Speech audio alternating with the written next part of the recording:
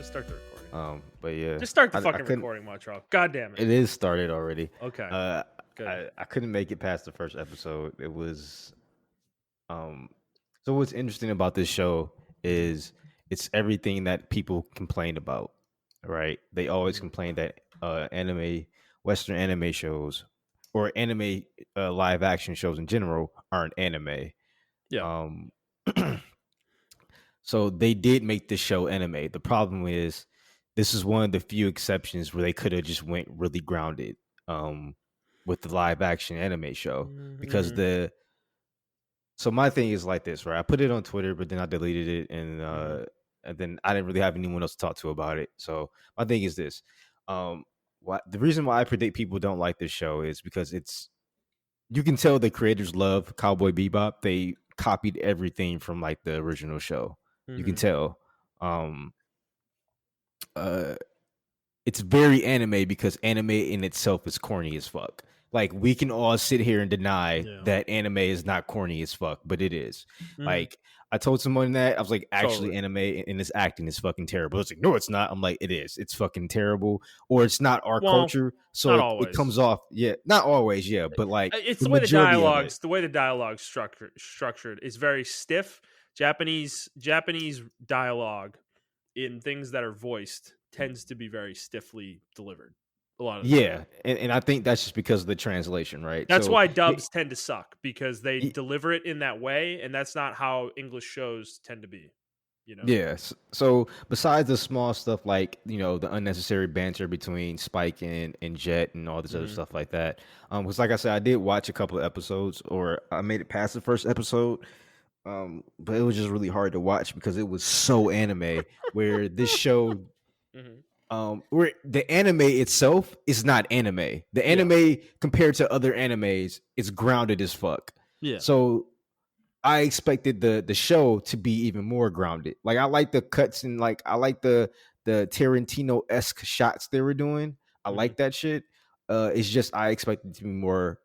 I expected to be Battlestar, or I'm sorry, I expected to be Battle Angel Alita style-esque when it gave me Speed Racer-esque. If you saw both of those movies, if you haven't seen both of those movies, then I haven't seen either one, but I know what you're talking about.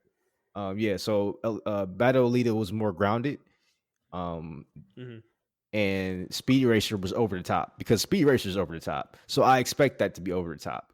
And that was actually a well done anime movie by the Wachowski brothers, who made people who made The Matrix. Whereas with Battlestar is made by James Cameron, I think it was made by James Cameron, and or Ridley Scott, one of those two. I don't fucking know. I know it was a famous guy, but and it was really fucking grounded, right? I was expecting this to be really grounded, and they didn't. They made it extremely anime, so that's why people were upset about this. I feel like if this was another show, like if this was like, I don't fucking know. I'm trying to think of an extremely anime. If this was like Fooly Cooley fucking live action or some shit like that, this show would fucking work. Like the way they shot it, the style they shot it, it would fucking work. But it's not Fooly Cooley. It's fucking Cowboy Bebop. And Cowboy Bebop, compared to other animes like Samurai Champloo and fucking Ghost in the Shell, these are very grounded animes that you can see in reality. Almost, sort of, kind of, Yeah. Well, okay. I watched the whole show. So I've seen all 10 episodes. Yeah. I'm in a different spot with it than I think a lot of people. I like the first 8 episodes of this show for the most part. There are issues, and I'll get into that in a second. You're right about a lot of what you said, but a lot of that doesn't ruin it for me though. But the final 2 episodes are absolutely fucking horrible. Like Game of Thrones season 8 level horrible. The show just takes a total fucking nosedive, and it's like because they changed Spike and Vicious's and Julia's stories, and it was really bad change. Like it like completely ruined that whole plot line to me. Because I remember Vicious. I haven't seen the anime. I've only seen the anime once, and it was a long fucking time ago. Yeah. So I don't really remember the specifics. It's to the point that I'm probably going to watch it soon again through. Is what I remember of Vicious is that he was a really aloof kind of like he seemed like a pretty semi badass. Like he was a dude using a katana in a fucking sci-fi world with like space guns and shit. You know, like he seemed more like he seemed really cool to me. That's what I remember him as. And in this show, he's the worst character in the show, and I fucking hate him. Like, they Yeah, turned him and into the show. They turned him into an American television character. You know, um, Okay. and Yeah. he's fucking so annoying, dude. Like he just bitches all the time. He's like a whiny bitch. He fucks up all the time. He's not very good at anything. And then when he fights, like he doesn't even look cool. Even though he does use the katana, it just doesn't look fucking cool. Like this is one of the things. The choreography in this show sucks ass. Like it is So so bad. Like yes, that that's is one a of the worst humongous things. negative that is really hard to get through. Like even in the first fucking scene, you can tell the choreography in this show is bad because it's Yeah, just stiff, man. It's just really stiff. Like the yeah, characters move in really deliberate ways, and it just doesn't look fluid and realistic, you know. So the one fights aren't hundred very percent good. agree. Yeah, one Yeah, hundred the percent fights agree. aren't ever good, and unfortunately, there's a fight in almost every episode.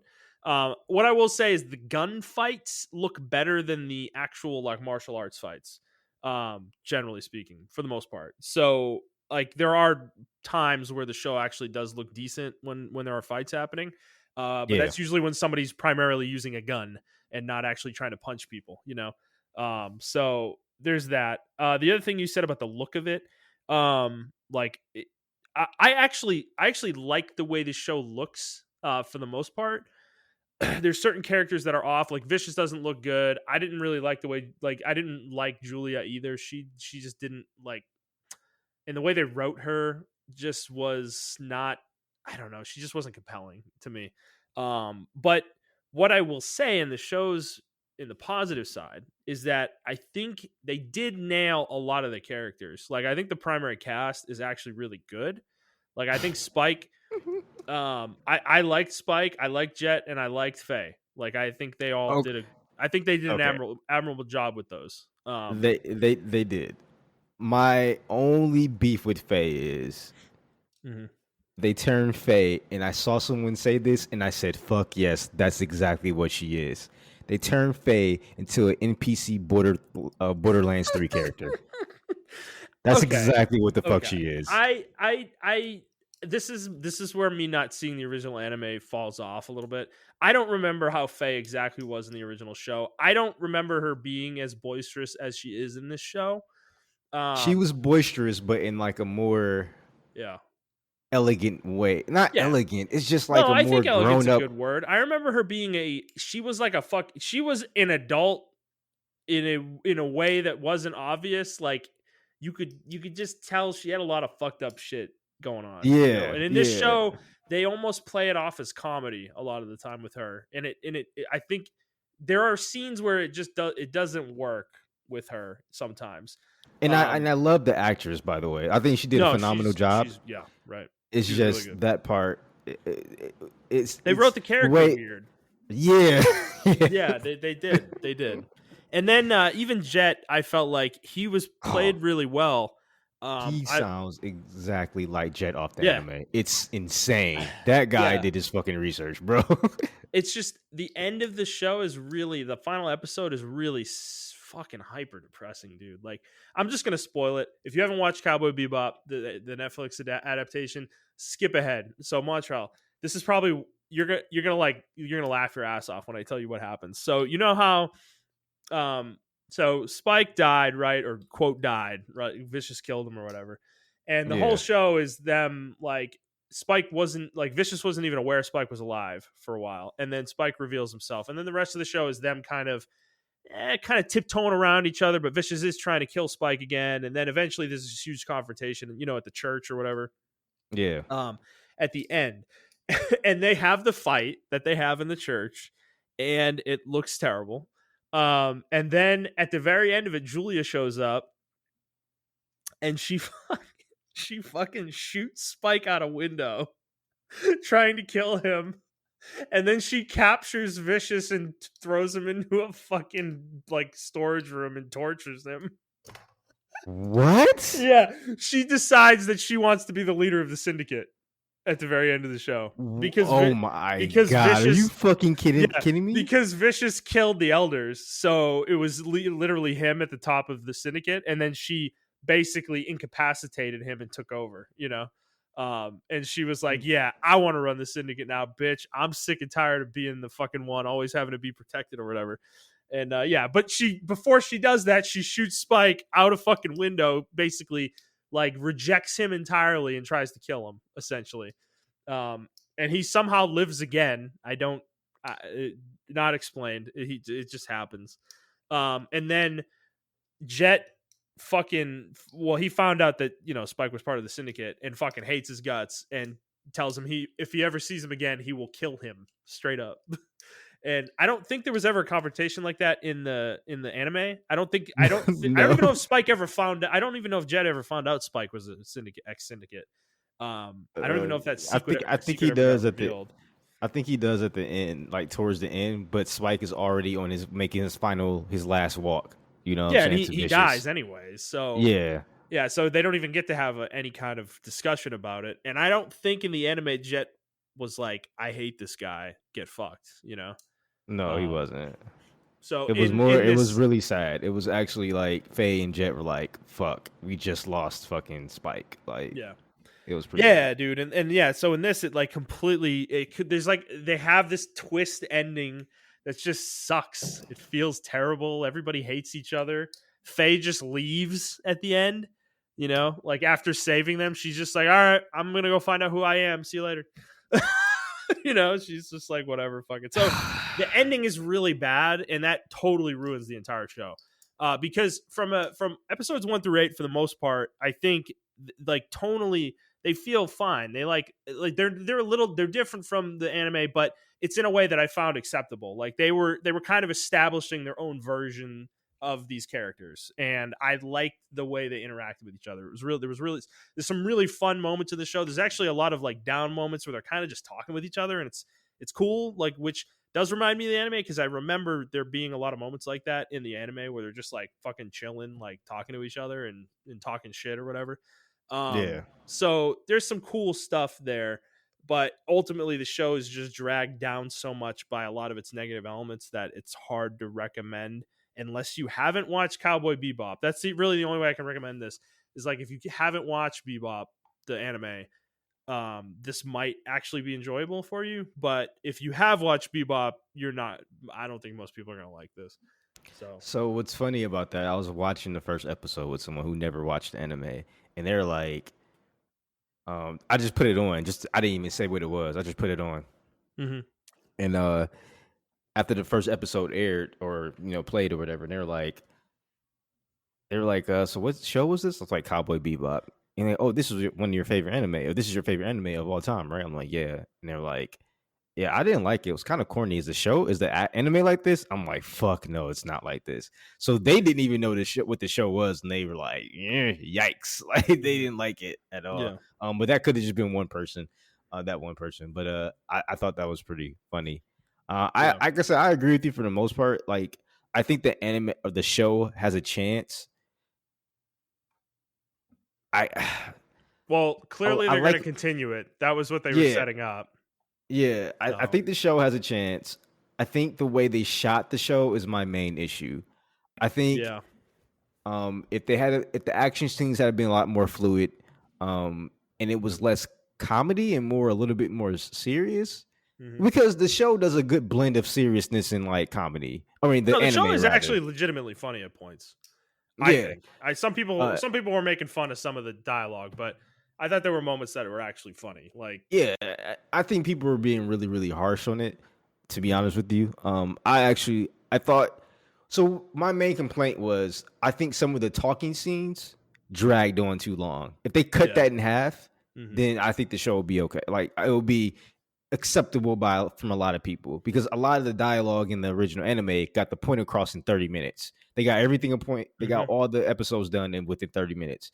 And Yeah. it left a scene on you, or it left a mood on you or whatever. Each episode. I didn't get that from this one. I didn't get like because at the end of each Cowboy Bebop episode, it was kind of like a philosophy thing. Mm. It just left you thinking, right? It left you thinking about the episode you just watched. I didn't get that from this show. Whereas in the anime, they're like everything you watched kind of left you thinking at the end. And when you saw See You Space Cowboy, you thought about what you just watched and how impactful or whatever the fuck just happened. You were like, holy shit. Yeah, well, there was a lot. I will say there was a lot more. What I remember is there's a lot more melancholy in Yeah, the anime, that's a good word. and There you go. that's why that "See You Space Cowboy" tagline at the end actually hits you so hard because a lot of the episodes end in like a really like I'm not sure how I feel about that what I Yeah, just watched exactly. kind of way, and then they have that tagline, and you're like shit, Yeah, you know. exactly. It just gets So quiet, or they're playing yeah, like a little slow music or whatever. right. Whereas with this one, it doesn't really. It's too much comedy. Like it's, and I hate this comparison because it's not. It's in my. It's almost like Borderlands in space, and I'm just like, bro, like I don't want to play Mm, Borderlands. I don't want that's to watch true. Borderlands. I don't That's want to watch true. Borderlands. Damn, that's true. This might be what we're in for with that Borderlands movie. Actually, this style because that Ed's introduction just feels ripped straight out of Borderlands, and it's not good. And I'm And you like, know what? This yeah, works. This style works for Borderlands. I would yeah, be head over heels if this was Borderlands. But this is Cowboy Bebop, and I need that hmm, melancholy, like you said. That's the perfect word to describe Cowboy Bebop, melancholy. I need yeah, that in the show, and it just doesn't give me that. It gives me too many one line or not one liners, but like snippy millennial dialogue that we talked about quippy. like last. Yeah, the quippy dialogue that we talked about that millennials write, that writers now write for millennials and things of that Hmm. nature. And I just, I don't know. I'm over it. I'm over that style of writing, to be honest with Yeah, you. like because I remember there's like episodes where the episode plays out and it just like Faye leaves off and she's like ultra sad, and then Spike's like thinking about his past and it's ultra sad, and then Jet's thinking about his past and it's ultra sad. That's like how the episode ends, and it's like ah, fuck, man, this is sad. But then you got some episodes that end with like happiness and stuff like Yeah. that. But it Yeah, well, still then there's lives you in that goofy same. episode yeah, they have, like, goofy one-off episodes.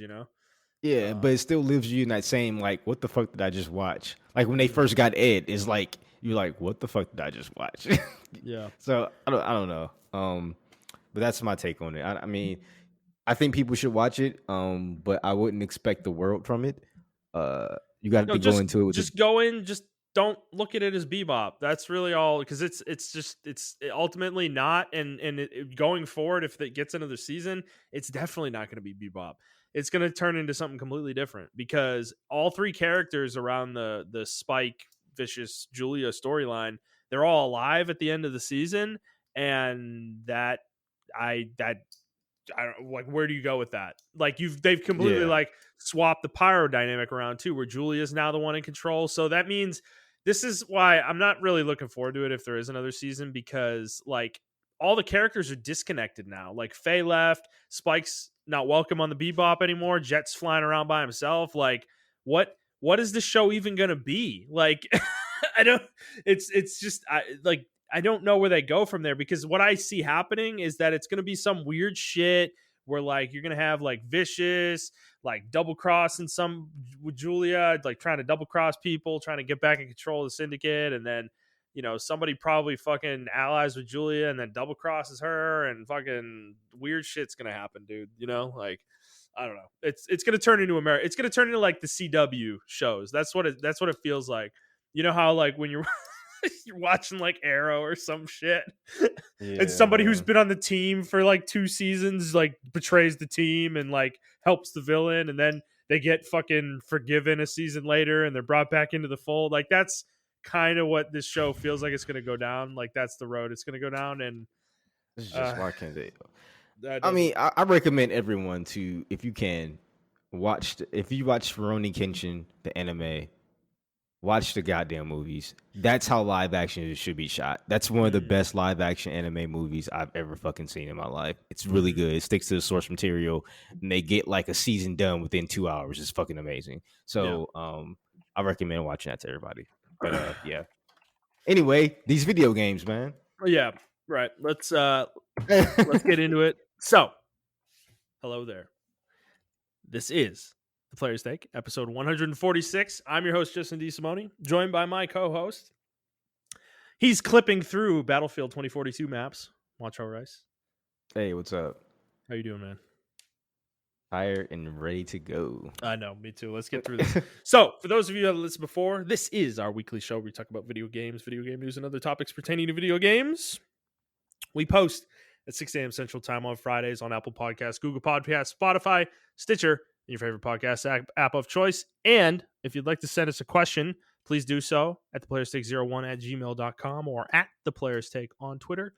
Montreal, let's get right into it. Let's start with, well, I have a little topic here, actually. I'm sorry. I don't know if you want to talk about this.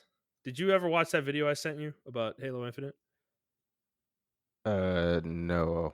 Okay. Oh yeah, actually I did. I've been to watch that video actually. Okay, fair enough.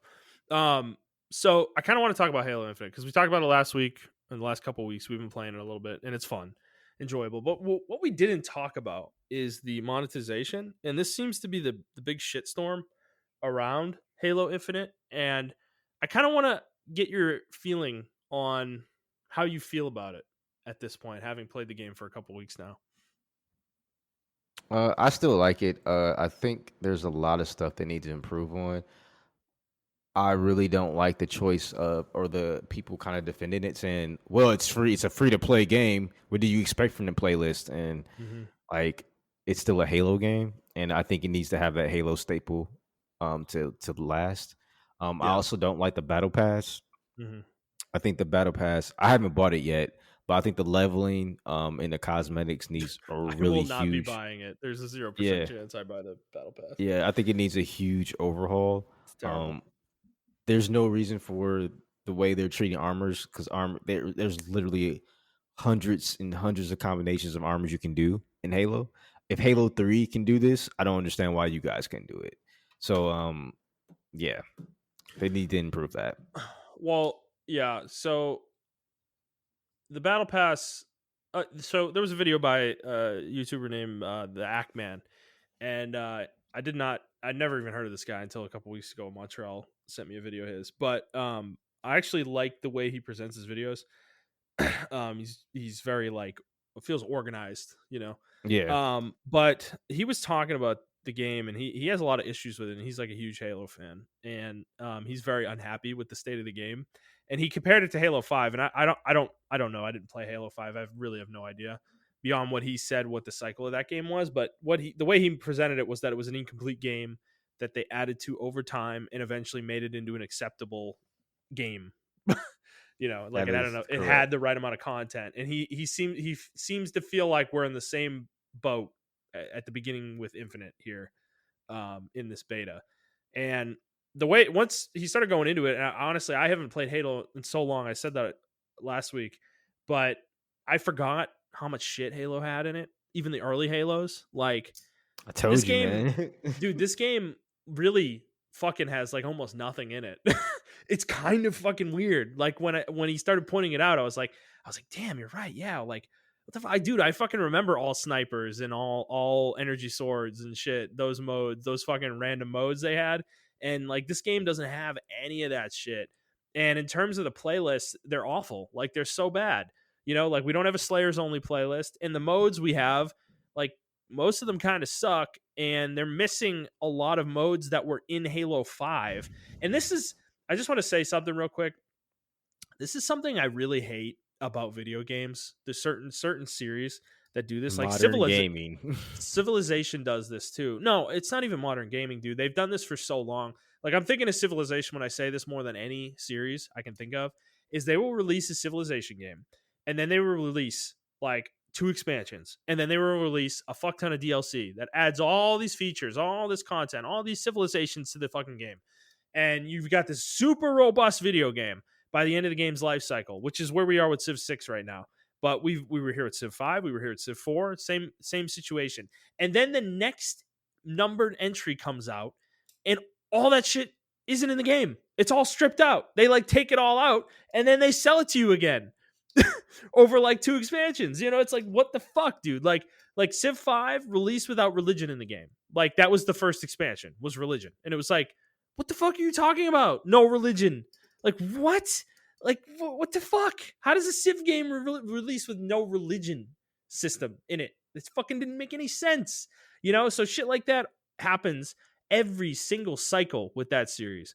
And it's super annoying, and it feels the same way with Halo. The way this is being described, it's like where the fuck is all the shit that was in Halo 5? Why is that suddenly not in Halo Infinite? Like you had all these fucking modes. Like I don't understand, you know? I don't get it either. You know what else game did that? Fucking Destiny 2. By the end of Destiny 1, Destiny was a robust game, and then Destiny 2 came out. And it had nothing in it. It had nothing fucking in it. Yeah. And I like I said, I try to be like, first of all, I love Halo Infinite. I'm gonna give him the same shit I gave another game last week, and I can't fucking remember what that game was. Rockstar. Oh yeah. Halo has a bigger fucking 343 has a bigger fucking budget. They have almost infinite money. They're backed by micro fucking soft. Yeah. You had 5 to 6 years to work on this fucking game. There's no way that this game should be released in the state it's in. If you compare it to Bungie, what they had with fucking Halo Reach, like, let's just talk about Reach. Let's not even go to Halo 3. Let's not even go to Halo 2. Let's talk about Reach. They released Reach in like a year. I think it was like a year and a half turnover cycle. And that shit released with Team Doubles, Team Slayer, Team this, Team that, Team Zombies, Team Energy Swords, Infection, all these other modes, Big Team Battle, and all the other Big Team Battle modes with that. Not only that, but the cosmetics they had. You had, you know, when you pop somebody in the head, it goes, yay! And confetti pops up their head. They had, like, you know, armor effects and everything of that nature. And these are all free cosmetics that you can earn by playing the game. There was no microtransactions in the game, I don't believe. So all you had to do was copy that, and people would have bought that. People legitimately would have bought all that shit, or at least the cosmetic sides of things, right? But all those game modes, those were staples in Halo. Halo 3 released with that on launch. You know what I'm saying? Even Halo 4, which is objectively the worst Halo, released with that stuff on launch. Halo 5, which everyone fucking hates and rightfully so, released with a lot of, at least like, it had bare bones compared to the playlist now, but at least it had Team Slayers, Team BRs, Team Objective maps, and Team Objective and all that shit like that. Yeah. And they had Big Team Battle, and it had Warzone. So, which I actually like. I thought Warzone was fun, except for the microtransaction element. The microtransaction element of that shit ruined the game. And I feel like they're gonna do the same thing with this. They have fun shit in the game. The game plays fucking well. They just, I don't fucking know what suit is over the game, because I feel like it's a suit, and I don't know what suit is over the game. I don't know. I can't say it's Phil. I don't know if Phil was like, Phil may look in like, yikes, guys. Like, you know what I'm saying? So somebody, he's like, I'm gonna let this one. I'm gonna get away from this one. Yeah, like, I just don't know what's going on and how they release the game in this way. Like I said, I love playing the game. I love playing it with you guys. Like when we were playing the other day, me, you, and Andy, I was having a blast. Like, it's fun, dude. The game is fun. That I want to make sure that's clear. Like, we like the game. It's fun. It's an enjoyable game, but we could be having more fun with it. I guess this is what we're getting at. Is like, dude, if they had all snipers, I'd be playing that shit all the time, probably by myself. Like, how goofy is that mode? That mode is ridiculous, but it's fun as fuck. You know? Yeah, and I agree, like shoddy snipers and all other shit like that. Like, that shit was fun. And okay, we don't have the maps that we want, but like, let the community put the maps that we want in there already. Like, I understand that's like a huge undertaking of servers and everything like that. But like, Forge got delayed too, another 3 months.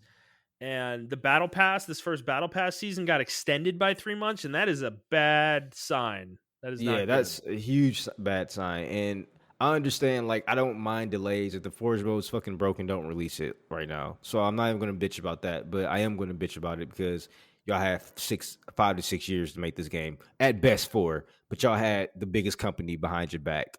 because this is their number one IP. They Yeah. fucking updated Windows 10 with Cortana. I don't understand. I You know, like know. I Where they don't come, fucking yeah. understand. There's no excuse for this development team. Mhm. There just none. There is none. Like Microsoft is behind your back 100% when they put it in their mainline product. Even the business side, Cortana's there. You know what I'm saying? There would be no Cortana without Halo. So, like, everybody knows who Halo is. I'm gonna go ahead and say I think Halo, the name Halo itself. I'm not saying the IP as far as money wise, but Halo itself is right up there with Pokemon, Sonic, and Mario. Like Oh yeah, people I know agree. who Master Chief Dude, is. Master Chief is the Xbox mascot, straight up. Yeah, In the same way Mario is for Nintendo. exactly. So it's like, um, Which ironically is something that Sony can't say. They don't have that. yeah, they don't have that yet. I was Crash, but then Crash got taken away from them. So Right. I don't. I'm trying to think of who's. I think Sony's just their first party IPs just speak for themselves. And Kratos, all I guess, honest, maybe. Maybe yeah, you know maybe what? A lot of Drake people. Drake like 10 years ago probably was it. Like But maybe, I like, guess, but if I walk to any like hoopla off the street, they won't know. If I say, "Hey, have you played Halo?" They probably be like, "No, but I know what it is." If I walk to any hoopla off the street and I say, "Hey, have you played God of War?" They're probably like, "No, I haven't played God of War." Like, you mhm. know what I'm saying? Like, a, some grandma will know who Halo is because their kid or their fucking grandkid probably played Halo or something like that, you know, or Mario. Like that's how big Yeah, Halo is as right. far as like culture rise. And yeah, it's just a shame that they let this game. They released the game in the way it is, and they're using the beta excuse. Like if nothing happened, nothing changes on November or December 8th. It Then won't. yeah, it's a huge yikes. I And don't expect and much to change. Well, the thing I I'm don't worried either. about for the game too is like how fast are we going to get content, because like are they going to do this thing where they have these battle pass events, because I'm already worried about this, like with Fiesta, because Fiesta used to be a custom game mode that people made themselves, right? And And it was and it they've and turned it it turned into an into a event mode. playlist. Yeah. Yeah. And like, are they gonna do that with the others, like snipers and like, fucking energy swords and some of the other goofy ones that they've had over the years, like Like Griffball. Griffball? Griffball's Yeah, right. uh I'm just afraid they're gonna do the same thing like Ackman said with Halo 5, because I completely forgot how the life cycle of Halo 5. And yeah, they added a lot of stuff by like year 3. It was a solid game, but I don't Hmm. want to fucking wait till year 3. I want that Exactly. shit now. Right. And They're you gonna know it's lose. They're really gonna lose people like me if that's the ex- time frame we're talking about. exactly. And you know what's really fucked up about this? Someone has to be in there. I don't care if it's a fucking intern. I don't care if it's a developer. I don't care if it's a manager. Someone has to be in there like, yo, we fucked up. We could have grabbed the Call of Duty audience. This is your one time to grab the call and the Battlefield audience. Like this is your one time. And you fucked it up. I know. You lined up with the release weeks, like, of both games, Battlefield and Call of Duty, and they both fucked up their launches so bad, and you couldn't capitalize. Like, it's I mean, they capitalized somewhat. Okay, let me take that back. They definitely capitalized, but they could have capitalized more. They could have buried Call of Duty Vanguard, in a fucking Yeah. coffin under the ground, nailed shut, like straight up. And they didn't do that. Like, I don't think they did that. I think Halo has its moment right now. I think when the campaign launches next week, it's gonna have another little moment, for a few weeks, and then I think by the time we get to January, I think the excitement about this game is going to taper off. Unless So they have to release playlists. Like they have to, yeah. man. They have to do No, and it something. needs to be it needs to be in bunches. They can't be releasing this shit like, oh, we've got all snipers this week, and then a month No. later, like, we've got all energy swords now, and then a week No. after that, it's like, oh, or a month after that, we've got Slayer playlists now. It's like, no, you need The like 3 or 4 at a time, the problem is, and this is the problem. I think the Ackman mentioned it too. Maybe he didn't. The problem is they're trying to be like everyone else when they need to be themselves. They Yeah. need to go back to what like other people do this. You know, they have events and everything like that. You don't. You have playlists. and Yep. everyone can go in those playlists and do what the fuck they wanted to do. Like there are people who just log on to play Griffball. There are people who just logged on to play Fiesta Slayer. There are people who logged on who are just diehard infection players. Like that's all they fucking Mm-hmm. played in Halo.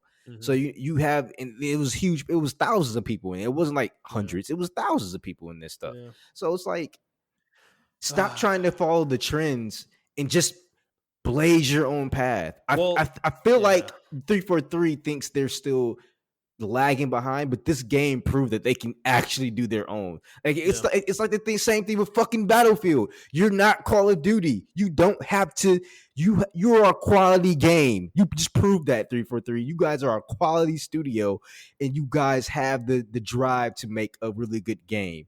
Stop following the fucking trends and just be your fucking selves, Well, this is where please. the Ackman was getting into the modern gaming argument. He kept, making that as like a joke throughout his video, and I think it's a little rote in some ways because modern gaming like isn't terrible in every way. Like we get good games that are full and Oh complete. There yeah, yeah, definitely are yeah, games, but the thing is though is on the other side of that coin is I get what he's talking about because when I look at Halo like this and then you start talking about the old Halos and what they had at launch and the shit that was free and everything like that and the custom modes and everything and the customizability and custom games being broken in this game is a huge issue too. We've never tried it, but he went over it and it looks like a fucking disaster. yeah, But the thing is like modern gaming now.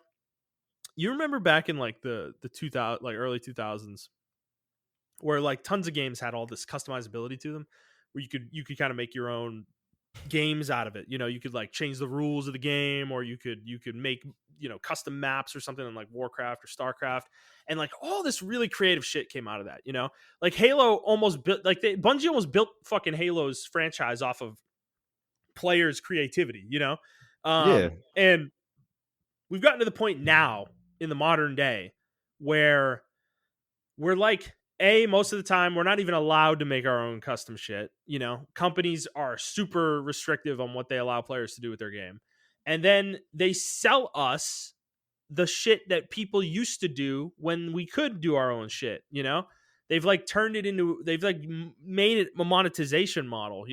They've like Mm-hmm. taken the player community's creativity and turned it into a fucking cash cow, and it's like hyper depressing, man, because think about like fucking MOBAs, right? Like they have like Dota specifically allows people to make custom games. You can make your own kind of games in Dota's engine. And have you ever heard of anything coming out of that? No. Well, Team Fortress. I mean, I'm sorry, not Team Fortress. Fuck, what's it Oh, called? the team fight Auto tactics chest. auto Auto chess. chest. Yeah, Okay. I guess that's something. Yeah, but then but they they, turned it like, into yeah, I was just about to say. fucking. They're I was just about to monetizing say. it. Like Yeah. it's like, they can't just let it sit there and be like this cool thing that's part of your game that like draws people into your game. It's like nah, dude. Like no, how can we make money off this? It's Well, really. that was the cool thing about Halos, right? Like Mhm. they didn't monetize. Like they just turned it into an official game. They never really monetized it. Like the earlier Halos, when like Infection like was a community driven Yeah. game, strictly community. And I'll tell you how Infection used to work. Infection used to work strictly off the honor system in Halo 2 because there wasn't a mode to turn you into a zombie or a quote unquote zombie. It started out with one person with the energy sword, sword.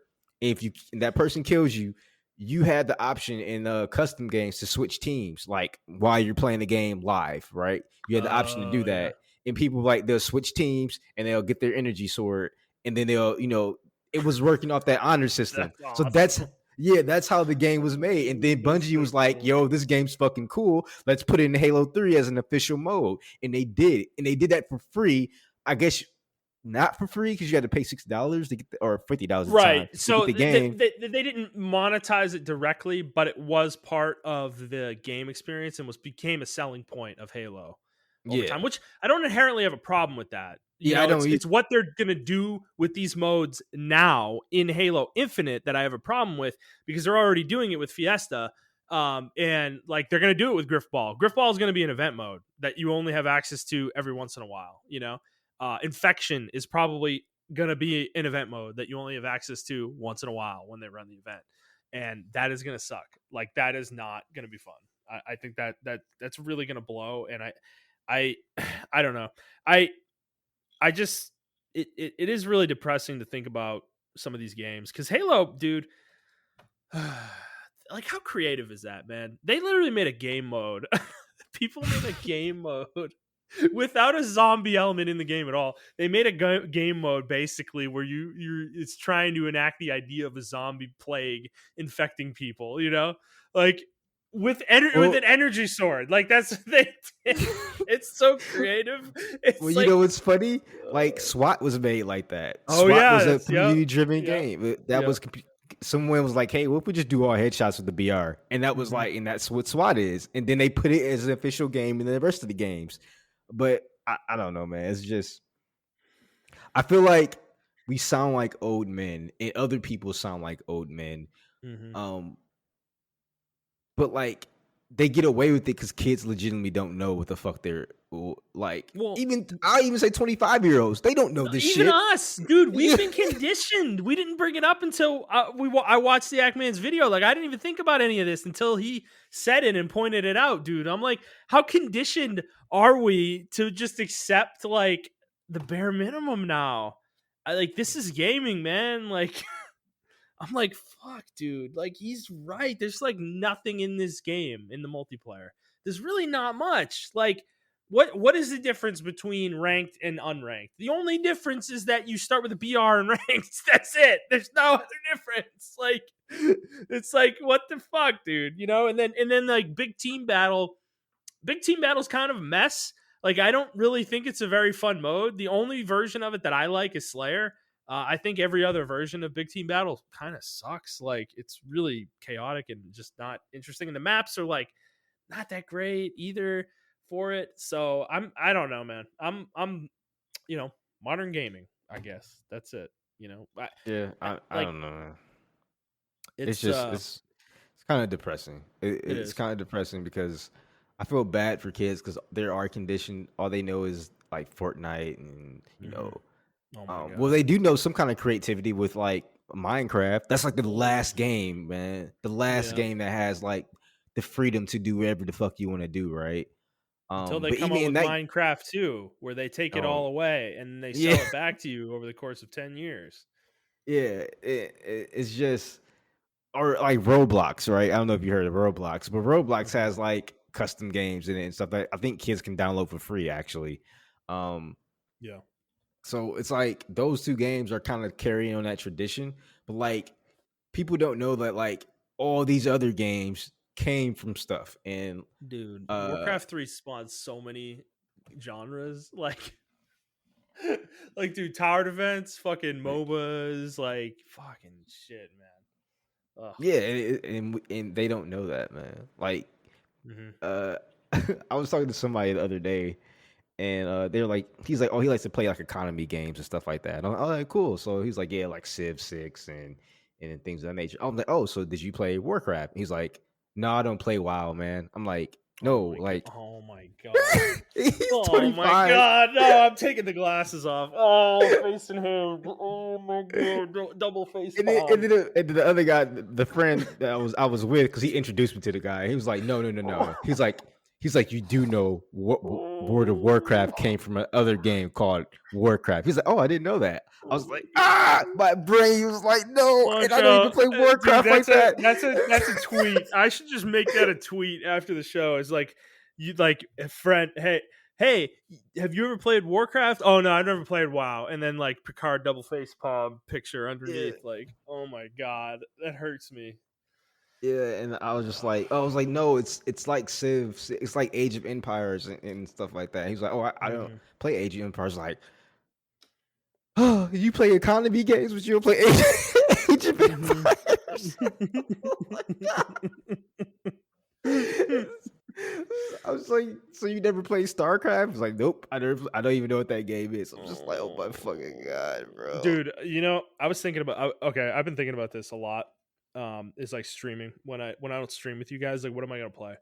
And I think I'm really gonna lean into strategy games like pretty hard. And I was thinking about like man, there's so many strategy games that nobody knows about anymore. Like that I just want to show people, and play. And it's like, God damn it.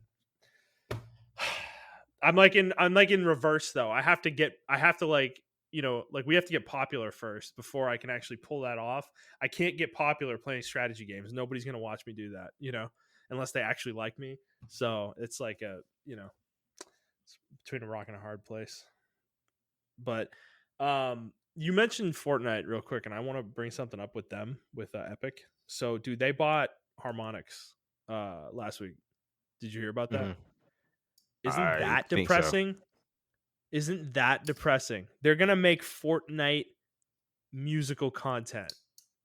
Harmonix, fucking Harmonix, dude. Like the Rock Band studio is gonna make musical experiences in Fortnite. I was like, man, what has happened to video games?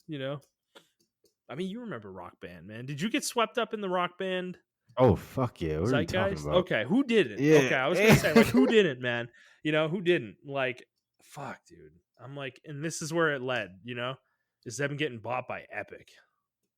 Ugh. I don't want to sound like, ooh, the lefty liberal guy, but bro, fucking capitalism, bro. Like, what the Yeah. fuck, bro? It's not all that. It's really Oh my not. It's god, really not. It's not the best system out there. man. I just remember video games being fun. Like they still are fun. Don't get me wrong. Don't get me fucking Well, wrong. we're gonna Don't get get me into fucking it. wrong. We're gonna get into it. Fuck it. Let's just Well, lead in. What? Let's start what we're playing and kind yeah, of lead this yeah. conversation in because I'm gonna continue where you're leaving off right here because Okay. this is where I'm at, Montreal.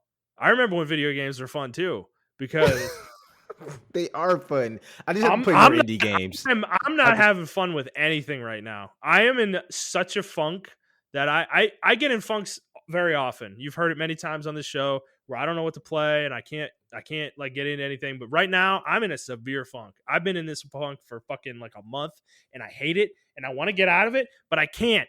Like I I keep think playing stuff Justin, and I'm just like I don't want to just play anything.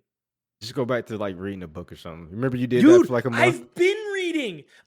Dude, I have been encroaching on my gaming time super hardcore. I'm barely gaming right now. I'm playing like 2 or 3 hours a night if I'm lucky most nights. I just don't want to do it. I'm sitting around looking at YouTube videos because I'm just not in the mood to game. I don't know what's going on with me, dude, but like I don't know. I'm just like I think like modern video games right now are just like I'm just not feeling it. They're all formulaic. They feel formulaic in a way that's like they're just like the quality bar is not where I want it to be. And it's like the fucked up part is I'm playing Guardians of the Galaxy and this is a good game and I like it and I think it's a really quality game, but for some reason I'm just not into it, man. It's like it's It's probably I would recommend putting it down, and then just coming back to it. Like it was a I've couple of done games that I had to do already. that. Dude, I put it down for two No, no, weeks and I went no, back no, to no, it the no. other You night. you probably had to And put it down for like a month or two, and then just come back to it. oh shit, dude. Cause You yeah, I probably was gotta playing. put down a lot of games. You gotta find one game because that's what I did. I Just found go into the one game. pile. Just find something. Just go into the Yeah, just fucking pile. Just find something fi- weird. yeah, find a game that you can get lost in. Yeah. And I mean, if you want me, if I can go first, that Yeah. game Go that I ahead. got lost in is Scarlet Nexus. Okay.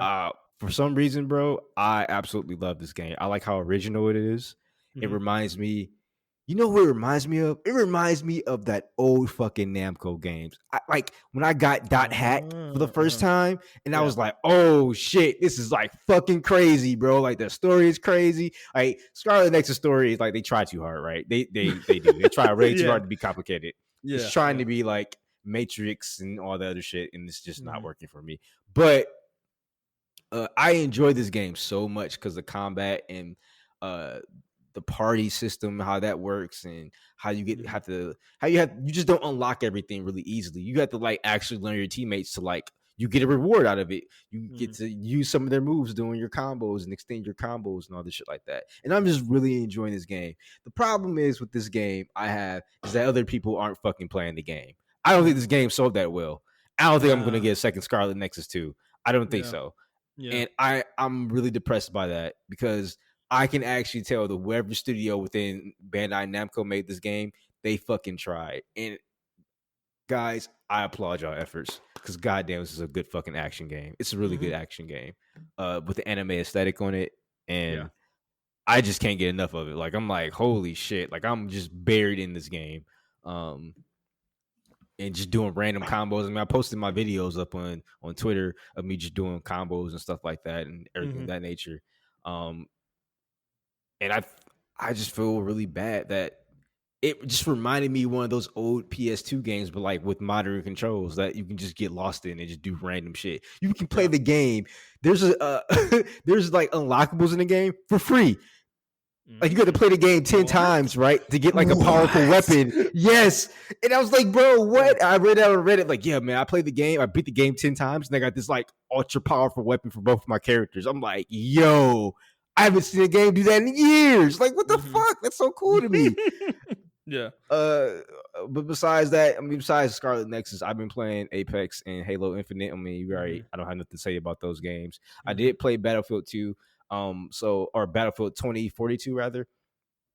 So I love what they did with the game, and I hate what they did with the game. The game is a combination of like, now that the game runs smoothly after the first patch and after my own internet connection issues, I'm actually having a blast with the game. They have this thing called Battlefield Portal where um they take they have the original models, or they upscaled the models, as far as like they almost kind of remastered or remade the models that were in those respective games. So they have like Battlefield 3 Deathmatch, or they have Battlefield 2 Battlefield 2 Bad Company Rush mode. They have like, knife snipers in Battlefield 2 mode or whatever. So you're playing the modes in those games and the maps in those games, and it's almost like you're playing like a modernized version of those games, but you're still playing it. So like in Battlefield Bad Company 2, you couldn't prone at all. And you can't do that when you're playing the Battlefield Bad Company 2 mode on the map with the same character skins and everything of that nature. So it felt like I was back in 2010 playing Battlefield Bad Company 2, but just with like modern controls. It was fucking crazy. And I loved it. Uh I I still have an issue with the main 2042 modes, mainly being the factions. I still don't like how each faction looks the same, and the only way I can tell the difference is by the orange dot on their head. I don't like that. Or the orange dot or the blue dot for my team, the orange dot for the enemy team. I don't really like that at all. Because like, what if a hardcore mode comes out? I need ways to tell the difference. I need like a actual Chinese faction or a Russian faction than an American faction. I need them to be different. I That's don't need this. racist, Montrell. We can't do that. I know, but the way they structured the game, they're not going to do that because they have these kind of like quote unquote heroes, that anyone can pick up, or that anyone can pick. It's kind of hard to explain, but it's almost like Rainbow Six Siege's style or whatever, where they have the heroes and they have their certain abilities and things of that nature. So fucking Overwatch was a mistake. But so Don't start that again. so yeah, like it's almost like you have tax with Apex, right? Yeah. But they have tacticals that they use, and like, come on, why did we turn Battlefield into like a hero shooter? It's annoying as fuck. So it's almost like a pseudo hero, like a Oh, that's annoying. yeah. So like even on the other faction, right? You will hear them in Russian, Yeah. but like, or if you're the Russian faction, you'll hear them in American on the other side. Or if you're fighting on a Chinese map, you'll hear them in Chinese. But you'll still see like like the Russian character on the other side of the team. You'll still see that character running around, or you'll still see the black character, the one of three black characters running around, something like that. On the Chinese team and everything, like what the fuck? Like, so it's like, but you hear them speaking Chinese though. It's like it just fucks with your mind. So I don't know. But I guess if in the what if world in 42, like that could fucking happen. I mean, Well, I'm a little disappointed too, because I told you I was excited about this game because I like the idea. So what mode is this? Is this the 64 v 64 mode that happens in, um, or Yeah, it's breakthrough and conquest is the only Ugh, modes available right now for the yeah. 2042. And breakthrough is like rush mode. You take, but there's no bombs, so you take 3 sectors and then you move up a sector. So you do go throughout the entire map. It's like you're playing an actual war instead of like conquest where the entire map is open to you and there's just Mm. 5 points there. And I hate conquest mode in my opinion. It's the most boring mode ever. Um, but yeah, like breakthrough, you have to take three little strongholds, and then you move up to the next sector, and then you just keep moving. You have an attacking team, you have a defending team. So yeah, Okay. Yeah, because I mean, I don't. I guess it kind of reminds me of like Battlefront, the old Battlefront games. yeah. Um, maybe it's sort of like that, I guess. But That's a good comparison. Yeah, it is. The okay. breakthrough mode is still. Yeah, yeah. So maybe it's not that bad, but I was kind of like what I wanted more was like everybody's on an even playing field, and it's 64 v 64, and you like have to. There's an objective, whatever that is, whether it's breakthrough or conquest or whatever it is, and you're all over the map though. Like my what I wanted to see is more like like the battles really spread out. Like it's not like and maybe sometimes it gets focused at a certain point, but I don't wouldn't like want Well, that to be the whole game. you'll love conquest mode. Then conquest mode is Okay. like that. The entire map is open to you. There's little skirmishes everywhere Okay. on the map. Okay. Yeah. Well, so do you think the game is worth checking out though? Because is it buggy still? Like It's not as buggy as for me. I think the only reason why it okay. was super buggy for me is because, like I said, I had that connection issue that I was dealing with, but I dealt with it and it plays pretty smooth, in my opinion. And they just came Okay. out with a huge patch that patched a lot of shit up. Because dude, some of the shit I was seeing from the beta looked horrible, man. Like Yeah, what? a lot of that shit is kind of fixed now. Like Okay. I said, Okay. Okay. So do you think the game is worth checking out then? I would give it another month and then check it out. If you can find it on sale, get it on sale. I Okay. wouldn't pay a full 70 for it. If you can get it for Nice. like $60, you can do that. Yeah, Does it have crossplay with yeah, it okay. does. You can turn it off too, which is really good. Interesting. You got it on what did you get it on? PS5. Okay, you did get it on PS5. Are you playing Hmm. so you're playing with a controller then? Yeah. Okay. Hmm. Yeah, I don't know. I was still looking forward to that game. So maybe I'll grab it on sale maybe and check it out with you. That sounds Okay. like fun. But yeah, I know like so yeah, going back to what I was talking about is I think you're right. I think I need to find something that I really enjoy to just dive in head first and not come up for air for a couple weeks. Because yeah, because what's funny, I've been thinking about Grim Dawn for like 2 weeks straight, and I Just played fucking it a play little it. bit during over Thanksgiving week. We've talked about this. It's my comfort food game. Like I can Yeah. go back to it whenever. Doesn't matter when. Like I can always play it. And I almost got really into it last week, and I kind of like pulled myself out to not fall into it. But I'm kind of like, man, maybe I should just fall into it, because I kind of need something. But then I bought a bunch of stuff on the Steam sale on last week as well, and one of the games I bought is something called Eodor. And this is like nobody's heard of this. It's like a hyper niche game, but basically it's a strategy game in the styling of like Heroes of Might and Magic, which I talk about a lot. Hmm. And it was originally a freeware game that somebody made on their own time, single handedly. One guy made the whole fucking game, and it is this super fucking robust strategy game, like insane amount of content, huge amount of complexity. It's fucking wild that a guy made this, and that it is basically free. You can get the game for free, and I started playing it, and the game like it's got a very old school look to it. It looks like a mid '90s game, probably. But in terms of its complexity, though, it's really deep and interesting. And I was playing it last night. I was super tired yesterday, but I just booted it up just to fuck around with it.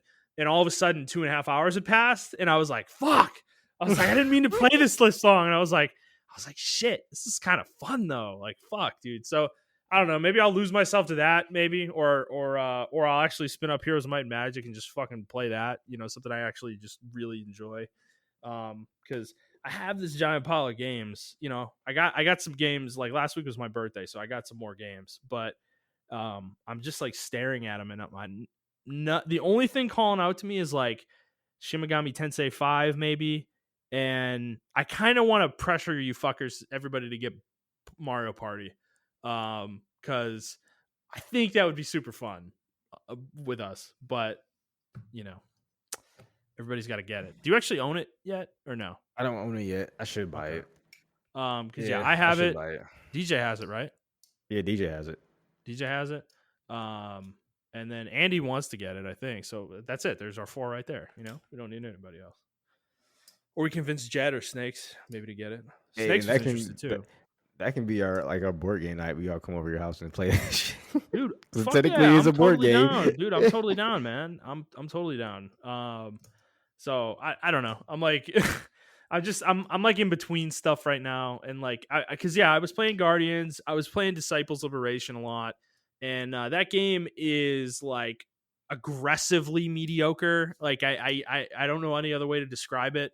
Like it is not great at anything really, but it's a strategy game, you know, and it's like I'm enjoying it enough to keep going with it, but it is tedious. Like it gets a little tedious. Like the combat. This is when you know a strategy game has erred, is when I am actively avoiding combat. And that's what I'm starting to do in Disciples Liberation. So I'm like, yeah, I'm probably not enjoying this game that much, as much as I think I am, you know, if I'm doing that. So it's like, I don't know. I'm just in a funk. Maybe I won't play anything. Maybe I'll just get off gaming for a little while, like a week or two, and come back and see if I'm refreshed, you know. But that doesn't mean though we can't talk about games. So yeah, I mean that. You remember that one time where I did that? You remember I was like, I'm not really playing anything this week. Yeah.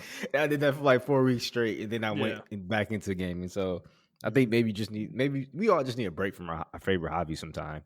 Yeah. And that's okay.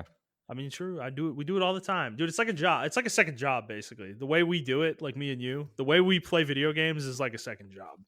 You know, like we are. If we're not working and we're not with, like, if I'm not with my wife or you're not out on a date with somebody or hanging out with us, you're playing video games. Like, you know, it's like maybe I need to take a step back for a little bit. You know, from that. So I don't know. We'll see. You guys will find out next week if whatever I do. All right, Macho. Let's get into the news. We got a few news items. I want to get through these fairly quickly today, so we can get out of here. Most of this is EA centric, actually, today. What we have to talk about, which is very interesting. That's just how the news lined up. So we're gonna start with a small story, but an interesting one. Respawn announced on Twitter this week that they are discontinuing Titanfall. They're not going to be selling it anymore. So this is what they released. This was their statement. Quote, "Pilots, Titanfall is part of our DNA at Respawn. It's a game that showcased the ambitions of the studio when it was first released more than 7 years ago, and it continues to be a beacon of innovation that we strive for in all our games. We've made the decision to discontinue new sales of the original Titanfall game starting today, and we'll be removing the game from subscription services on March 1st, 2022. We will, however, be keeping servers live for the dedicated fan base still playing and those who own the game and are looking to drop into a match. Rest assured, Titanfall is core to Respawn's DNA, and this incredible universe will continue today in Titanfall 2 and Apex Legends and into the future. This franchise is a North Star for the caliber of experiences we wish to continue, that we will continue to create here at Respawn. Thank you from the entire Respawn team," end quote. So, yeah, no more Titanfall. Game's going to be gone. What do you think? I'm actually not upset with that. The reason I'm not upset with that because you can still buy Titanfall 2, which is actually a superior product to Titanfall 1 in every way. And it has a complete campaign. Titanfall 1 was one of those. It was an ambitious game that tried to combine the campaign with the multiplayer. Yeah. It didn't work out too well. A lot of people didn't like that. But as far as the movement, it was one of the first games to have not the first game, but the first game to or popularized vertical movement and things you can do in like shooters and Twitch shooters like that. Yeah. With the mechs and everything of that nature. So I mean, yeah, it had its run, and I don't see anything wrong with this, to be honest with you. If it was Titanfall 2, then I'll have an issue with it, but it's Titanfall 1. Okay. How about this though? The only issue I can see with it is that Titanfall 2's multiplayer is a fucking mess, right? Isn't that a huge issue? Remember Apex got hacked because Titanfall 2 is like completely fucked, like the multiplayer, like people can't even play it, like it's so hacker ridden, you know? Yeah, yeah, I remember that. So what does that leave you with? A hacker ridden game? Even if Titanfall 2 is superior, it's like you can't necessarily play it online. It's like I don't know. Maybe they fixed that stuff. I don't know. I'm not into Titanfall 2 that deeply, but um, I don't know. I mean, it's interesting that they're discontinuing sales of it, but keeping the servers live. You know, that's usually the reason these companies shut games down is to take the servers down, but they're not doing that. They're going to keep the servers up. So it kind of makes me wonder if there's some other reason this game is being taken down, like maybe licensing or something like that, um, which would be weird. But I think the IP rights to the first Titanfall are a little weird because remember Microsoft published it. I think, Yeah, if I yep, remember correctly, because it was an Xbox exclusive for a long time, and then yep. EA bought Respawn after that. So it might be something like that. It could just be a weird licensing thing, but who knows? But Yeah, that actually makes a lot of sense. So yeah, yeah, that sounds 100% correct. yeah, we'll probably never know. But all right, moving on. Oh God, there we go. All right, next story. We just talked about Battlefield, but big news on the Battlefield front. So EA, this is from GameSpot. EA is restructuring a lot of its development teams internally and wants to grow Battlefield into a larger overall franchise. And the big news to come out of this is that the current GM of DICE, Oscar Gabrielson, is leaving the company, and Vince Sampella, Respawn's Vince Sampella, is taking a bigger role as the new overall boss of the Battlefield franchise. So, Vince Sampella, how many different big shooter franchises has this motherfucker been at the forefront of at this point? It's like Call of Duty, Titanfall, Apex, and now fucking Battlefield. Like, goddamn, dude. But Montrell, does this worry you, or do you think Battlefield's in good hands? um, he has a proven track record, so I think Mm-hmm. it's in good hands. I just don't want him to get like burnt out because he's gonna be I dealing know. with Apex, Yep. not only Apex but Well, Jedi Fallen. Kn- the new studio he's the head of, Oh in yeah, California. He's also on the board for EA, I think, as yep. well. So this Not guy's got a lot on his plate right now. Yeah, not only So that, I think he still has his hands in Jedi Fallen Order as well. in Respawn as well. Yeah, right. Yep. And then yeah, obviously fucking Titanfall, but you know, whatever with that. But I mean, I don't want to get burnt out, but Mm-hmm. I can see this new Battlefield. I can definitely took ties from like Apex Mm-hmm. and Titanfall because like they have a slide mechanic and they have a grapple mechanic in the game and stuff like that now. Mm-hmm. So I'm interested in seeing what they're going to do with what he's going to do with the franchise. If he's going to keep it to his core or if he's going to do something else. Well, yeah, because part of this announcement is that it's not just going to be Battlefield, the game series as it stands now. Like they're going to be making additional Battlefield games to expand on the universe, and so presumably there will be single player games, and there might even be things outside of games that they might be doing now too. So they want to make Battlefield something bigger than it is, which is interesting. Do you think they can do that? Do you think Battlefield has that potential? It does. The problem is, do the players want that? Do the fan base want that? Mm-hmm. I think the fan base just wants a robust Battlefield game. Like Yeah. we don't want Battlefield to be anything like anything else. We want Battlefield to be Battlefield. So I don't know. Well, yeah, it's It's interesting because have Battlefield's campaigns been well received in the past? like I said, the only ones I know of. So people were trying to argue with me on Twitter, like, oh, Battlefield 3's campaign was fucking amazing. No, the fuck it was not. It was a standard like military campaign but more boring. If that makes any sense. I just remember Mm-hmm. being boring as fuck. I was just like, Mm-hmm. oh, this is not nothing to remember. Yeah. And Battlefield 4's campaign was the same way. It really didn't leave a mark on me at all. But Bad Company and Bad Company 2, like those campaigns were well received. Like people love those campaigns. And rightfully so, because they tried something different. It wasn't super serious. It was like actually pretty funny. Mm-hmm. Um, it kind of had like the Borderlands dialogue before that dialogue was really a thing. If Mm-hmm. that makes any sense. That funny, quippy dialogue and stuff, but like in a military sim that was supposed to be serious. So even Yeah. yeah, and even like when you're playing the game in the multiplayer, like the announcers are like, quippy and stuff. They're like, oh fuck, we gotta go back, we gotta take this shit back now, fuck, or something like that. They didn't sound all official, like like Call of Duty fucking announcers and shit like that. They sounded like normal people, you know. Mm-hmm. So I liked it for that. But besides that, their other campaigns have not been that well received, in my opinion. People never went to Battlefield was like, "Yo, you saw that campaign was just crazy, man." The only ones I think they did that on, like I said, was Bad Company 1 and 2. 3 and 4 were not the best, in my opinion. People have revisionist history in those games, and it's kind of wild. Yeah. uh, even Battlefield 1. Okay, Battlefield 1, yes, they did something new, and Yeah, it the was vignettes, right? People, those yeah are. I that remember those being well received, actually. that Battlefield 1. I always forget about that one. But yeah, Battlefield 1 is actually pretty cool. Like I like that. Because they had different perspectives from different people. You're there They framed it to where it wasn't a good side or a bad side. It was like, I'm just a dude fighting in the war, and here's my story and why I'm fighting. Mm-hmm. Like I kind of have to fight.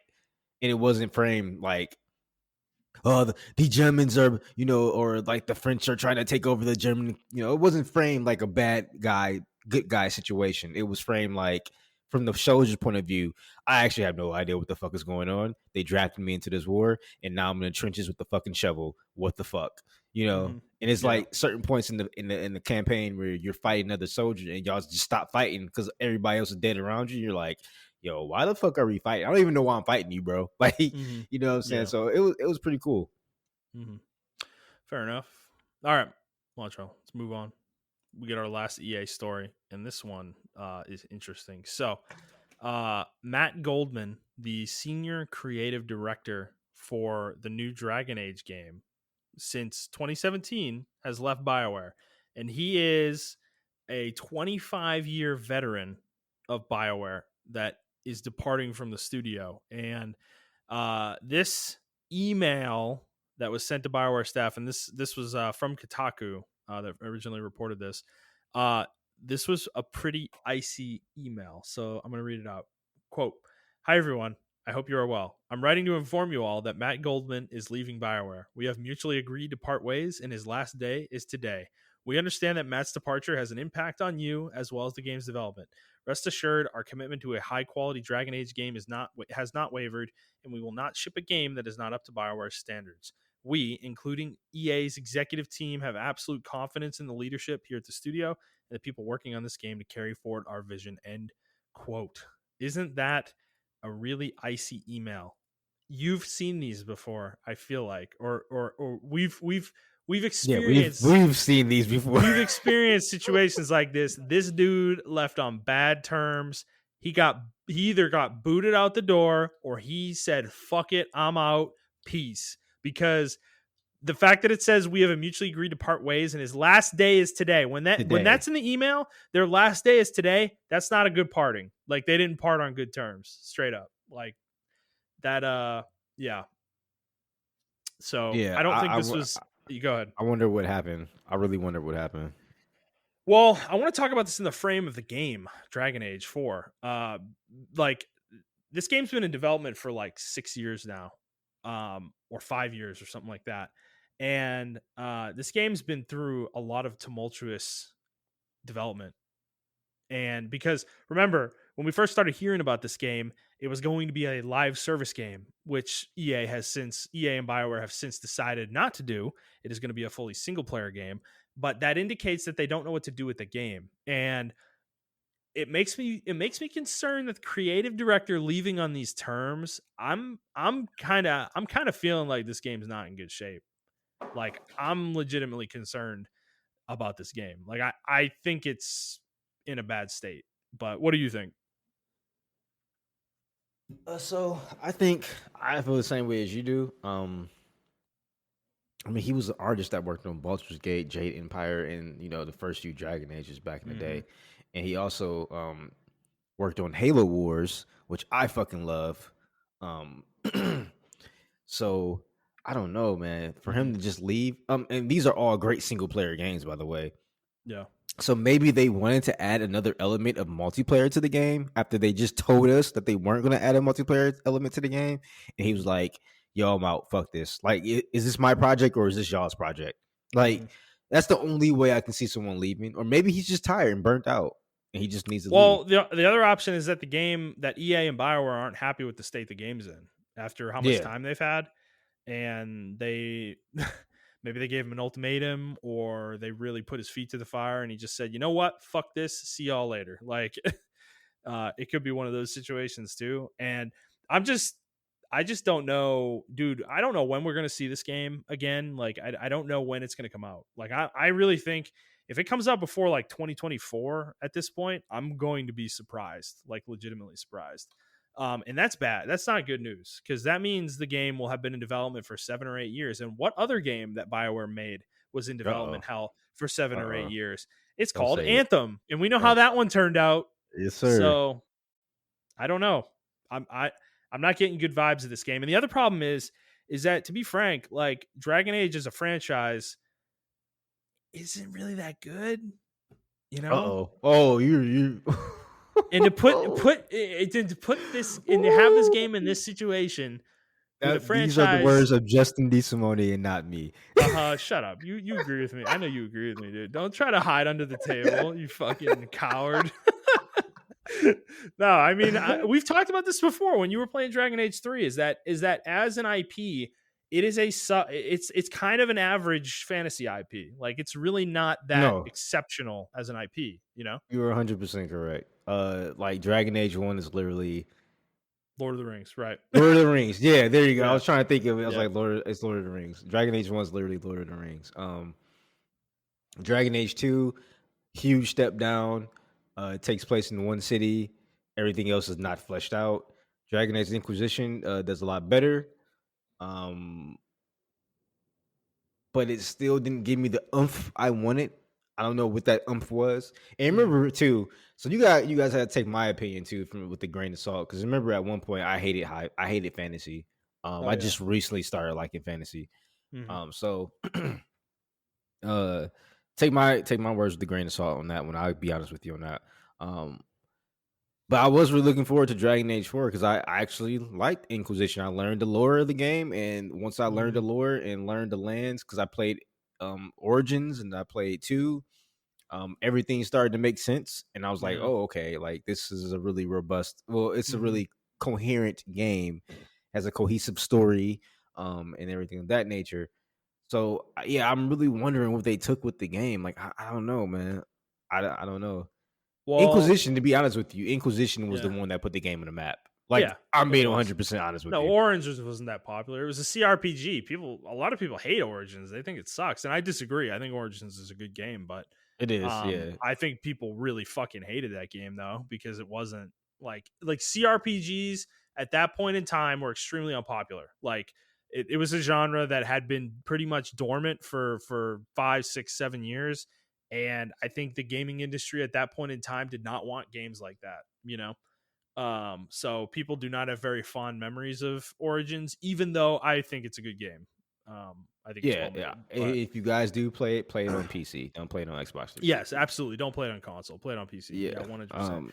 It is a really good game. I liked it because it was almost like a mix of like pseudo action, like Well, it's auto Baldur's attacks. Gate. It's Baldur's Gate style. Like Yeah, that's what it's the border. gameplay is. Yeah, It's pause. It's combat. It's action combat that you can pause. yeah. And I really feel like how you said like they weren't looking for games like that because they went in a totally different direction with Dragon Age 2. Yeah, Um right. and And then three. for in 3. Now, so with Inquisition, which is 3, I guess. Um, they actually did a good job at combining action and the CRPG element to it. Oh yeah, The yeah. there was some things I had to do. I had to tactically move people here and there and things of that nature. I think they did a good job with Inquisition. They didn't get it right there, but they were almost there.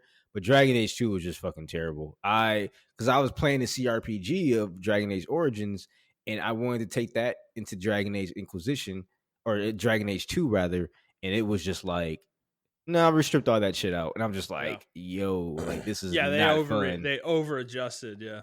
Yeah. And Yeah. then Inquisition kind of went back into that direction, but it It was a was like little in the bit like, middle, right? yeah, it was like in the middle. So I'm wondering, maybe he wanted to do something like that for Dragon Age 4, and they were just like, nah, we need like an action game, bro. Like we Hmm. need pure action or Yeah. something. I don't know.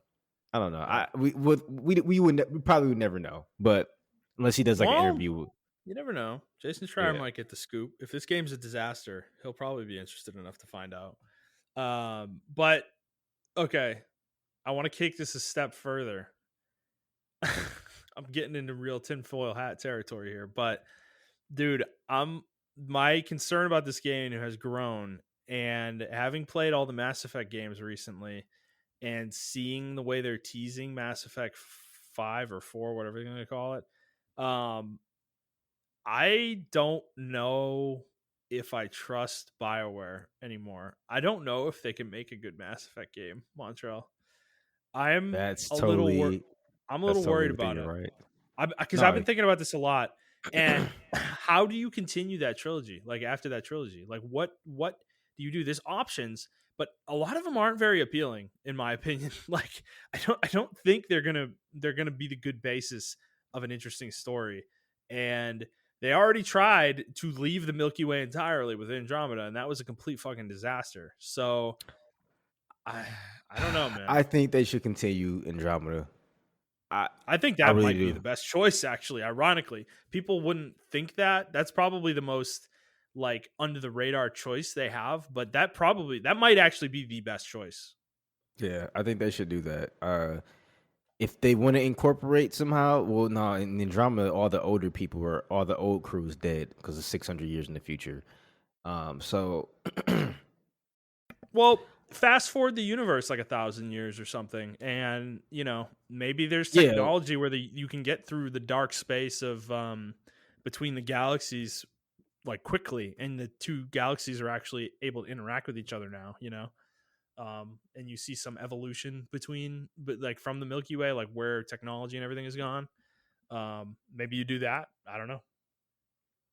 no, you're right. I feel like that's probably the best way to go. My problem is they have to get the writing down. Like that's the number one thing they have to get down. Um, hell, you just have one fucking world and just like you explore that fucking world because it's fucking huge, right? And different environments in that world, and it wouldn't be necessarily Mass Effect, but like, all right, cool. But that world's People would so be expansive, really, people will be really really pissed. upset about that. Yeah, people will be We really might like pissed. it. We might like it. I don't think the Mass Effect fan base would be very happy though. Yeah, but like I just don't want them to do because I feel like they tried even so it's hard, right? So in Andromeda they tried to be small because they limited you to one system, um, Yeah. but they couldn't even do that right. So it's like, Give them one it's, planet. You don't even think they can get one planet right. Oh boy. Oh shit. I think what I feel like is I think it might be a good idea for them to like this is dangerous, but reduce this. I think I'm with you. I think reducing the scope of the game even further than Andromeda might be a good idea. Maybe it's not just one planet. Maybe it's like two or three, and you have access to whatever the hub area is for that part of the galaxy, whether it's the Citadel for the Milky Way or fucking the Nexus for Andromeda or whatever. But maybe this story primarily takes place on a few planets, and that's it. That's like the whole game. And but they're really fleshed out planets, like super fleshed out, like huge. They have fucking massive areas and stuff like that. I mean, maybe that's the way to go. I don't know. It's not I don't envy their position, to be honest. Like Bioware feels like they're in a precarious spot the more I think about it, because like they already tried to make a new IP in Anthem and they failed magnificently at that. So then they went back to, so now they're going back to their, what they know, what their last successes were at Dragon Age and Mass Effect. But honestly, Mass Effect's Well, not in they a great place because of Andromeda, and Dragon Age, we're being frank, has never been that great. So overall, like if they miss with these, I mean, oh boy, I don't know. I don't Well, know. yeah, I agree with you. I feel like what they have to do is find writers. There are plenty of young writers that still know that don't write in the new style, but they can modernize it if that makes any sense, right? Like we Yep. saw the lore Yep. dump that was an Anthem, right? And we were Yeah. reading that stuff and we're like, yo, this lore is actually pretty fucking dope. Yeah, man. Like, There was cool shit there. yeah, so they still have that writing chops, even with the newer people there, in my opinion, because they couldn't have done that with all old people. It was some newer people there, and I feel like they need to get that under control. If they can do that and really square, like, don't focus too much on being, because I see a lot of games doing this now, or they're not really focused on being quote unquote. I hate using this word because I hate when both sides use it. But I'm going to do it anyway. Woke. Um, Mm-hmm. I felt like Dragon Age Inquisition was trying too hard. No, it was a little bit of a perfect balance in Dragon Age Inquisition. Andromeda, on the other hand, I feel like was just trying too hard to check boxes. As far as like, okay, we got a Krogan here, we got a Turian here, we got a human here, we got another human here, we got a black human here, we got this, we got that. All right, and we're good, we're golden. And it's like that's not what made Mass Effect, if that makes any sense. Like that is what made Mass Effect, but it But was it like was the it was stories. organic though. It felt natural. It didn't Yeah, feel yeah. forced. Yeah. It didn't feel forced at all. And what I think they need to do is get that originality back. It's just a way to write stuff Yeah. that people don't write it anymore. I usually bring up Star Trek because Star Trek is like that. They had plenty of episodes where there were transgender people, there were Mm-hmm. homosexual people, there were all Mm-hmm. these other people, and they introduced it in a way where it was always like this already exists. Like no one was like, "Hey, look at me!" Like it was like this already exists, and everyone was already, and it was written in a normal way to where even the viewer at the time didn't know what the fuck was going on until you really go back and watch. You're like, "Whoa, these guys Yeah. are way ahead of the curve before any of this Yeah. shit." Right. They Became weren't like, like having that conversation where two characters are like talking about somebody else, and they're like, Did you know? Did you know that he likes dudes?" yeah, like it wasn't like It's that. like no. It was like a Yeah. natural it was like a natural thing that just happened. Because I'll say, for instance, like this is an example, and this is like how Mass Effect kind of writes their side quests. They write their side quests like a Star Trek episode. There was one episode on Star Trek Next Generation where they went to a world where they didn't have genders. There were obviously male and females, but they didn't have genders, right? So, and if you gave yourself a gender, it was like the opposite of our world. If you gave yourself a gender, you were fucking outcasted. You were fucking like almost like killed. You know what I'm saying? So it was Yeah. just crazy how different it was. But they written it in a way to where you wouldn't even think about it until like today. You're like, oh, like that's crazy. Like, what the fuck? But then you thought about like, holy shit. Like when I watched the episode today, I was like, Mm-hmm. yo, these guys were ahead of the curve and no one realized it. Even like in Deep Space Nine and stuff like that, it's written Mm-hmm. that way. Yeah. Episodes are written like that, and I felt like Mass Effect was written that way too until we got to Andromeda, where the writing it didn't leave you. It just wasn't good, man. It didn't leave you with anything. It didn't leave that almost like Cowboy Bebop melancholy feel. Like I remember doing the side content for Mass Effect 1 through 3, and I'm like, yo, like each almost I say almost each side mission made me Yeah. feel something when I Mm-hmm. did it, you know. or affected me in some type of way, or someone changed their opinion about me, or whatever the case. With Andromeda, it was just like, I don't know, So Yeah. I say that to say, getting back to Dragon Age, um, I feel like they have a lot of leeway with Dragon Age because Inquisition was still written in a really good way. The dialogue was still really good, in my opinion. Mm-hmm. Uh, I don't know what the fuck happened to Andromeda.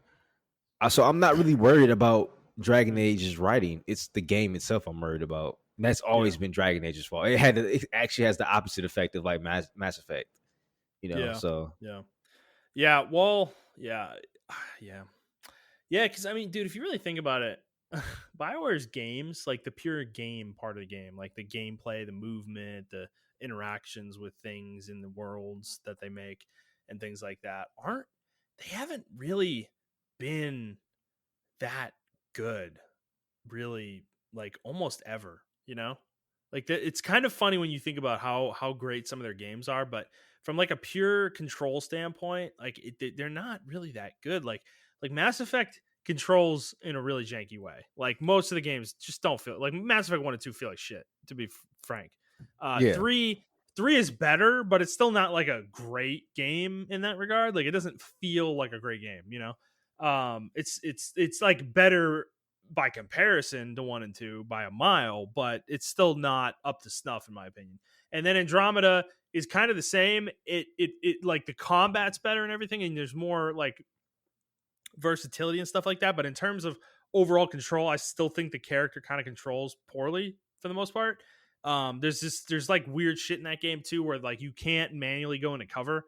Like you have to walk up to cover, and then the game automatically decides if you're going in cover or not, and like hides you yourself. There's no button prompt to go into cover, which I've never been a huge fan of cover shooters like that because they're buggy, and Andromeda is no exception to that. Where sometimes you'll walk up to something with your gun out, you'll be aiming, and then you'll stop aiming, and then the character won't go into cover. It'll just stand there and get shot. And it's like yeah. there's nothing you can fucking do because you can't press a button to go into cover. And then Dragon Age is just as janky. It's not really like, ironically, Anthem's the best feeling game they've ever made, you know, in terms of the pure control, but it's like one of the worst games they've ever made. It's fucking weird. So I don't know, man. They're a weird fucking studio. But I don't know. Hopefully they can nail at least the control. And if they can make a Mass Effect game that has good dialogue, I think they will be fine no matter what they do with the scope of it. That's it. They really have to hit those two things.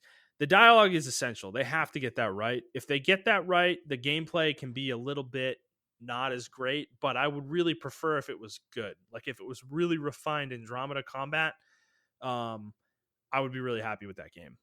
But we'll see if we get that. So, all right. We got one more story, Montreal. This one's interesting because this is about a company I haven't heard about in a long fucking time. But a Name company I haven't called heard about in a long time. End Global 7. They released, and this is from Game Informer, this story. They released a financial revenue report and they showed a project pipeline for the next few years for them. And the game I want to focus on here is made by Dimension Inc. Studios, which is the team that makes DC Universe Online, which is a DC DC MMO that has been around for quite a long time, actually. I think it's like 10, 12 years, something like that.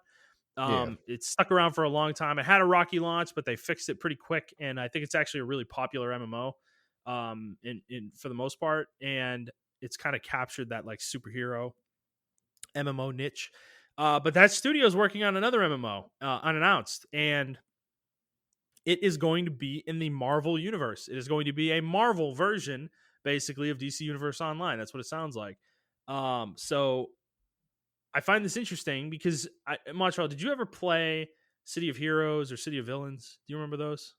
I remember those. I never played them though. Okay, I I never don't know did why I either. never played them, but I never played them. Yeah, but they were highly popular. And they didn't last super long though, which is really sad. People really love them though, and DC Universe Online has held on over the years. But a Marvel version of that MMO, a modern MMO too. Like we're talking like because DC Universe Online is old as fuck. If you play it, I mean, it's from the time it came out in, like that mid PS3 generation. Yeah. Um, and so the idea of that kind of MMO, but modernized with modern controls, modern graphics, everything like that, actually is intriguing to me. I would be interested in that game, and I'd be really interested to see what it looks like. Um, but what about you? Do you think there's any potential here? I mean, yeah, with how popular the genre is right now, not just in like movies and TV, but even in anime. Like you got My Hero, and you got this other anime just came out called Super Crooks, which is Mm, like the villains hmm version of everything. hmm Um, I could definitely see a thriving MMORPG, and Yeah, but it's gonna take time to get it right, you know. yeah, yeah. No, that's true. I mean, MMOs are hard to make. They're very long term projects. You do not make an MMO in a 2-year period, Yeah, or even a four, exactly. even really a 3 or 4 year period. They're long term investments generally, which is why companies don't make them very much because they tend not to be worth it in the long run. But this company knows what they're doing though. They're a veteran MMO studio, so I think they have a shot to make a game here that could get some penetration in the market. But another thing in this report that I saw personally that's interesting is this is the company that owns Lord of the Rings Online, which is the Lord of the Rings MMO that came out in like 2006, I think. So it's been around for like 15 years. Um, and I played this game a few different times, and I I could never get into it fully enough to like really love it. But this game though made such a amazing fucking rendition of the Lord of the Rings, like of Middle Earth. Like it is such a like I'd almost recommend everybody go download this game and just run around the game, just to run around a video game version of Middle Earth that is so well done. It's like super fucking detailed. It has all the locations from like the book maps and everything, and they're not like skimped on in any way. Like they're really well made. It's just like it's an amazing fucking world that they built for like a Lord of the Rings game. And I was like that's the part of the game that's always stuck with me. And it's like I'm literally sitting here and I'm like, oh, this game's still going, huh? And I'm like, man, I kind of want to just download it and just run around, just see what the fuck's going on. Because they've added by this point, like last time I remember reading about the game, they had added Rohan. I think they had added Gondor. I think they had added Isengard as well, and that was a few years ago. So they've probably dabbled into Mordor at this point already. And just to have such a complete world of Lord of the Rings in a video game form is cool. So Yeah, it's funny you mentioned that because I'm reading their actual their report here, and it says the biggest and the truest simulation of Tolkien's Middle Earth yeah, online. no, So I I mean, would say that's true. Like they're yeah, I not would say from what overstating you're that. saying, Yeah, it definitely sounds like it, and yeah, it looks like they're attempting to actually like do major revamps, and they're going to yeah. modernize it. So Yeah, because the they era, seem like reading all this. It looks like they're dedicated to it. Like they want to continue to invest in it and keep it yeah, around. So it might be worth checking out in a year or two. yeah. Um, So we'll see. I I mean, mean, we'll I'm let you interested guys in know. seeing that. Yeah. But all right, Montrell. Well, that's all we got for news, man. All We right. have a topic, but I kind of need to run, so I say we save it to next week again. We've pushed this like 4 weeks in a row, but we'll get to it at some point. Um, but is there anything you want to touch on quickly before we go today? Nope. That is it for me. All right, fair enough. So, guys, if you like this episode, please like the episode, review the show, and subscribe to the show on whatever feed you're listening to it on, and please share it with your friends. If you'd like to interact with us on Twitter, you can do so at iTrap for the Hokage for Montrell. That is the number 4, not the word. I'm at Thundernut01, and the show is at the Players Take. If you'd like to send us a question, you can do so on Twitter, or you can send us an email to the Players Take01 at gmail.com. And that is it for us, guys. We hope you enjoyed this episode, and we will see you next week. Bye.